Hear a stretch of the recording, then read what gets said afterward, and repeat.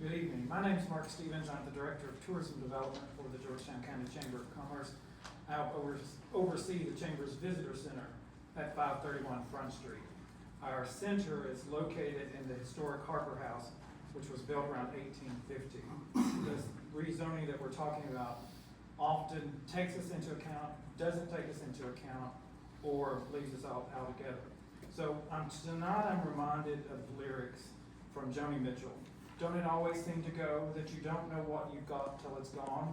They've paved paradise, put up a parking lot. But that's what's so strange about the business here tonight, because we did know. We did something about it 23 years ago. The Harper House at the time was located on Screven Street, across from the county courthouse. The government had plans for the building, not to save it, not to remodel it, but rather to demolish it. And I quote Joni again, to put up a parking lot. That's when the community came together to not only save the Harper House, but to make it useful as offices for the Chamber and as official visitor center for tourists eager to visit historic Georgetown.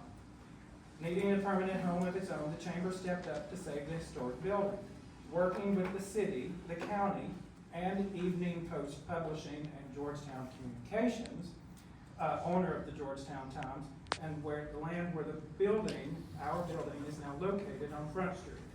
The Chamber signed a 50-year lease at a cost of $1 per year. That lease will expire in 2052.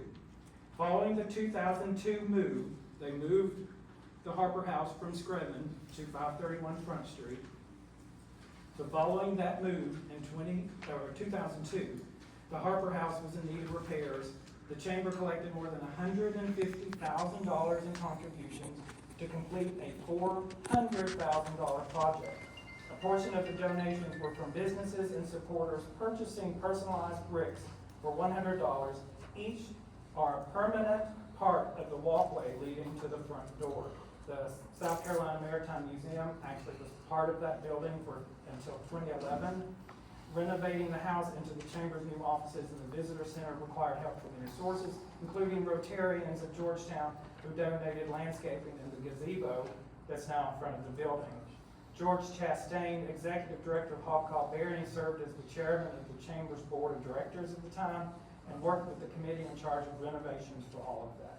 He later said, quote, "It was exciting to see the historic structures like the Harper House represent the character of our community.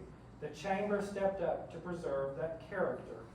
John Burbage, the publisher of the Georgetown Times in 2002, was the one who first proposed that the building be moved to the newspaper's marina property just north of the Times' own building. The Chamber of Commerce has 27 years left on its already paid in full 50-year lease to Evening Post. You can rezone the property, but the Chamber of Commerce's lease with Evening Post says it can stay until 2052. So whatever plans that are being made must include the preservation of that building and acknowledgement of our lease. Thank you.